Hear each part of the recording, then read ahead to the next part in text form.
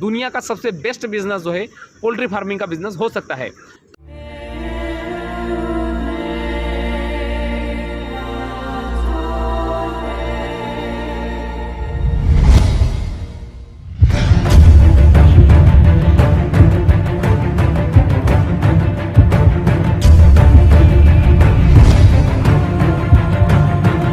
नमस्कार दोस्तों, मैं हूं विनोद। आप देख रहे हैं मेरा यूट्यूब चैनल पोल्ट्री जोन। दोस्तों, आज हम बात करेंगे कैसे हम 5000 मुर्गियों के लिए कम लागत में इसी पोल्ट्री फार्म का निर्माण कर सकते हैं।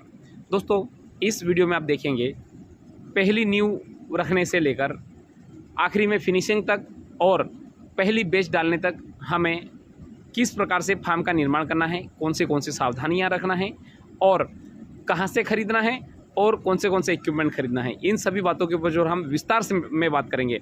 इसलिए दोस्तों, मैं यह वीडियो जो है एक लाइन में एक वीडियो में जो है कवर नहीं कर रहा हूँ। इसके लिए मुझे कम से कम 8 से 10 वीडियो बनाने पड़ेंगे, क्योंकि ऐसा नहीं है कि मैं बिल्कुल जो है शॉर्टकट में आपको समझाते चले जाऊँ, उससे कोई सेंस नहीं निकलेगा, आपको कोई भी मैं जानकारी नहीं दे पाऊँगा। इसलिए दोस्तों, मैंने आपसे कमेंट करके पूछा कि आप किस प्रकार से देखना चाहते हैं। देखिए दोस्तों, मैं इसको जो वर्बली बोल के भी आपको बता सकता हूं, किंतु मेरा उद्देश्य उससे आप क्लियर ही नहीं होगा, ना ही आपका देखना क्लियर होगा और ना ही मेरा बताने का उद्देश्य क्लियर होगा। मैंने इसीलिए जो है आपसे पूछा कि मैं जो है इस 5000 मुर्गियों के लिए फार्म के लिए जो भी एस्टीमेट जो हम बना रहे हैं, इसको जो मैं बोर्ड पे ड्रा करके बताऊंगा। दोस्तों, इसको मैंने 2 पार्ट में डिवाइड किया है।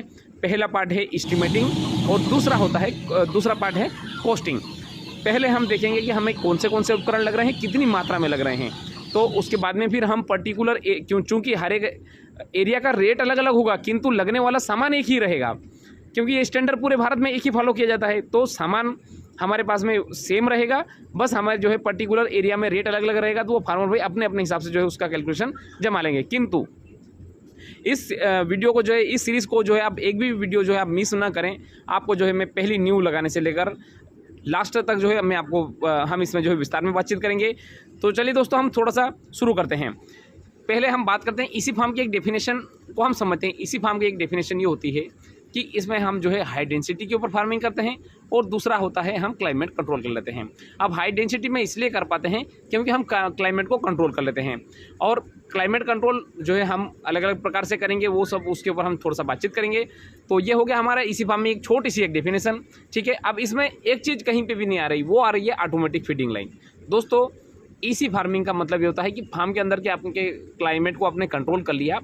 अब उसके बाद में डिपेंड आपके ऊपर करता है कि आप आपकी मुर्गियों को किस प्रकार से दाना खिला रहे हो। चाहे टर्बो फीडर में खिलाओ, चाहे पेपर फीडिंग करवाओ, चाहे आप 8 kg के फीडर में खिलाओ, चाहे आप पेन फीडर में कराओ, उससे परफॉर्मेंस में कोई इम्पैक्ट नहीं गिरता। इसलिए जो है मैंने इसको पहले से ही आपको जो है बता दिया।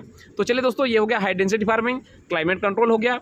अब आता है इसी फार्म का जो और छोटा फ़ायदा जो होता है, सबसे अच्छा फ़ायदा, बल्कि छोटा क्या, लो प्रोडक्शन कॉस्ट। लो प्रोडक्शन कॉस्ट होने का कारण ये होता है कि उसमें लो मोर्टेलिटी रेशो होती है। अब लो मोर्टेलिटी रेशो का कारण भी मैं बता दूं, क्योंकि हम जो है पोल्ट्री फार्मिंग में अगर मुर्गियां मरना बंद हो जाए तो मैं बोलूं कि इस दुनिया का सबसे बेस्ट बिजनेस जो है पोल्ट्री फार्मिंग का बिजनेस हो सकता है। तो इसमें मोर्टेलिटी का रेशो कम रहता है, क्योंकि मतलब हीट स्ट्रोक से मोर्टेलिटियाँ कम होती है। ऊपर से जब छोटे बच्चे रहते हैं तब उस समय में हमें जो टेम्परेचर कंट्रोल करना भी आसान होता है। तो ये बहुत सारे कारण हैं जो है मोर्टेलिटी उससे कम होती है। मेन तो होता है कि हीट स्ट्रोक से होने वाली मोर्टेलिटी जो है कम हो जाती है। Uniform result. अब देखिए दोस्तों, जब अगर आपने फार्म के अंदर मुर्गियों के अनुकूल टेम्परेचर दे दिया, तो स्वाभाविक सी बात है, मुर्गियाँ जो जैसा हम चाहते हैं उस प्रकार से वजन लेगी। अब उस प्रकार से वजन लेगी तो हमारे जो बेच का जो बैक टू बैक जो परफॉर्मेंस है वो समान जाएगा। तो ये होता है यूनिफॉर्म रिजल्ट। ठीक है, बीमारियों का अटैक जो है कम होता है, चूँकि ये पूरे पैक एनवायरनमेंट में जो है मुर्गियाँ पलती है, हाइजीन एनवायरनमेंट में पलती है। तो उसके कारण जो बाहर से जो आने वाली, अगर हम बायोसिक्योरिटी का प्रॉपर ध्यान रखें तो लगभग 90% या फिर 99% तो है बीमारियां इसमें कम ही आती है। और हाई मैनेजमेंट, इसमें एक थोड़ा सा जो है डिसएडवांटेज, या फिर हम डिसएडवांटेज ना बोलते हुए एक थोड़ा सा कार्य करने वाला जो हमारा तरीका जो है हाई मैनेजमेंट। अब हाई मैनेजमेंट में जो आती है, अब दोस्तों हम आते हैं हाई मैनेजमेंट। हाई मैनेजमेंट का मतलब में जो कुछ चीज़ें जो महत्वपूर्ण है, ऐसा नहीं है कि बिल्कुल हमें बहुत बड़े कोई टास्क रहता है हमारे सामने, किंतु जो छोटी छोटी चीज़ें रहती है और इसी फार्म में ये सभी चीज़ें जो है महत्वपूर्ण होती है। सभी चीज़ों का समावेश होता है। एक आपको यूनिफॉर्म रिजल्ट लेना, बहुत अच्छा परफॉर्मेंस लेना। तो देखिए दोस्तों, मैनेजमेंट में क्या आता है, इलेक्ट्रिफिकेशन, इलेक्ट्रिसिटी। देखिए दोस्तों, इलेक्ट्रिसिटी ही जो है मतलब पंखे अगर चल रहे हैं तो आपकी मुर्गियों की सांसें चल रही है, अगर पंखे बंद तो मुर्गियों की सांसें बंद। तो इसलिए इलेक्ट्रिसिटी को जो है मैं पहले टारगेट पे ले रहा हूँ। इसलिए जो है इलेक्ट्रिसिटी जो है कंटिन्यू सप्लाई चाहिए, 24 घंटे, सातों दिन, बल्कि जब तक लास्ट तक बेच नहीं निकले तब तक हमें इलेक्ट्रिसिटी को ब्रेकडाउन को जो है नेगलेक्ट नहीं कर सकते। रियल टाइम अपडेट का मतलब ये होता है कि मुर्गियों को कितने समय में कितनी स्पेस देना है, कितना टेम्परेचर देना है, कितनी ह्यूमिडिटी होना चाहिए और कितना फीड देना चाहिए। तो यह हमें जो है, चूँकि ये जो चीज़ें डेली चेंज होगी, हमें डेली कितना टेम्परेचर देना है, कितनी ह्यूमिडिटी तो खैर एक बार फिक्स हो जाएगी, किंतु डेली कितना फीड देना है, तो ये सब और कितनी स्पेस बढ़ाना है, ये सब चीज़ जो है हमें चाहिए। तो इसको हम बोल सकते हैं रियल टाइम अपडेट हमें जो है फार्म का चाहिए। हाइजीन, फार्म बिल्कुल साफ़ सुथरा होना चाहिए और साफ़ सफाई में किसी भी प्रकार से हमें कॉम्प्रोमाइज़ नहीं करना चाहिए। जितना हो सके हम जो है फार्म को बढ़िया तरीके से साफ़ सफाई करें। बायो सिक्योरिटी, दोस्तों इसी फार्म का परफॉर्मेंस बहुत, ये चीज़ों को नेगलेक्ट करते हैं, किंतु वास्तविकता में बायो सिक्योरिटी के ऊपर ही जो है इसी फार्म का परफॉर्मेंस डिपेंड करता है। अगर आपके फार्म में बाहरी व्यक्तियों का आवागमन रहेगा तो आप जो है आप कितना भी अच्छा, कितना भी हाईटेक पोल्ट्री फार्म बना लें, आपके फार्म का परफॉर्मेंस बिगड़ सकता है। तो इसलिए बायो सिक्योरिटी बहुत मस्ट है, चाहे ओपन फार्मिंग कर रहे हैं चाहे इसी फार्मिंग कर रहे हैं। बायो सिक्योरिटी इज़ द आप जो है आपके बेच का परफॉर्मेंस आप बोल सकते हैं।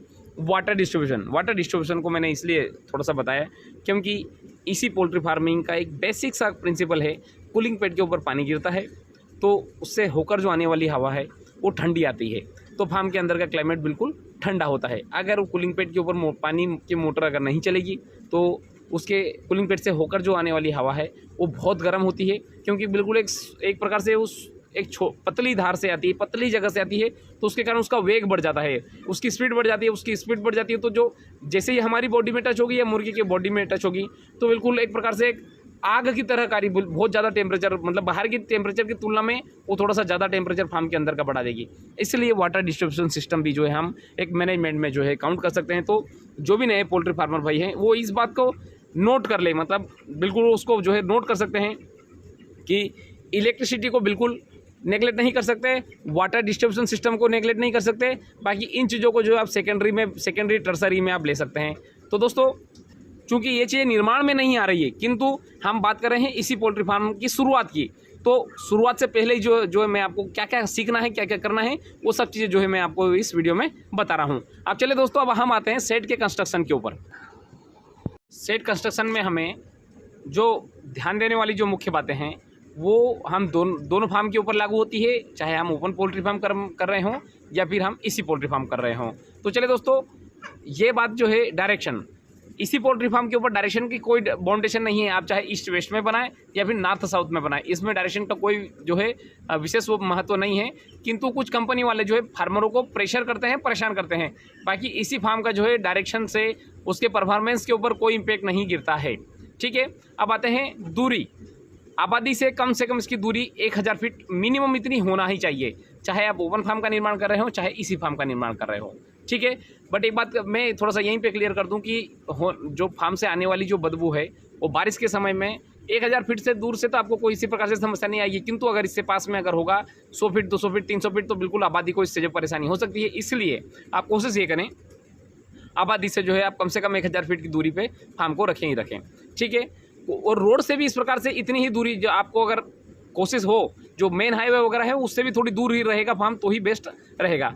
वाटर सोर्स, वाटर एक ऐसा सोर्स है जो कि पोल्ट्री फार्मिंग में बहुत ज़्यादा लगता है, तो हम ये कभी भी सोच नहीं सकते हम जो है दूर से ट्रांसपोर्ट करके और कहीं टैंकर वगैरह के माध्यम से हम जो है वाटर सिस्टम लगा के और फार्मिंग कर सकते हैं, वो थोड़ा सा एक गलत हो जाएगा।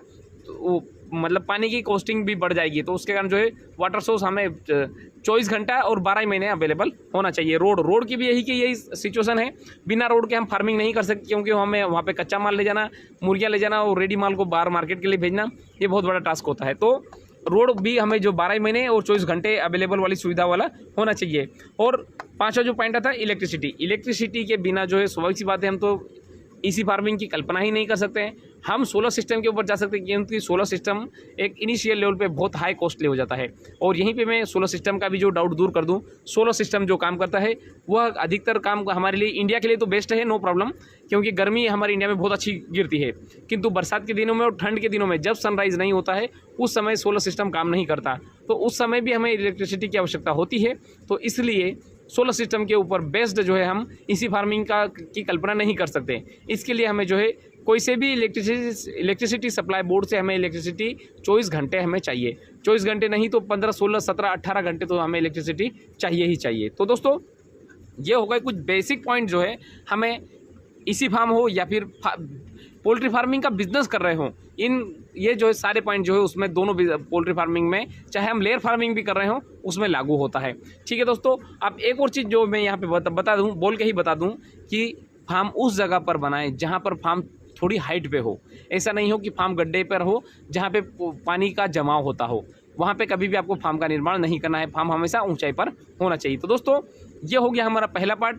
अब नेक्स्ट पार्ट में हम जो है पहली नींव हम कैसे रखें, किस प्रकार से हम गड्ढा खोदें, कितने दूरी पे खोदें, इन सभी बातों के जो है ऊपर जो है हम बातचीत करेंगे। दोस्तों इसी के साथ में वीडियो समाप्त करना चाहूँगा। धन्यवाद।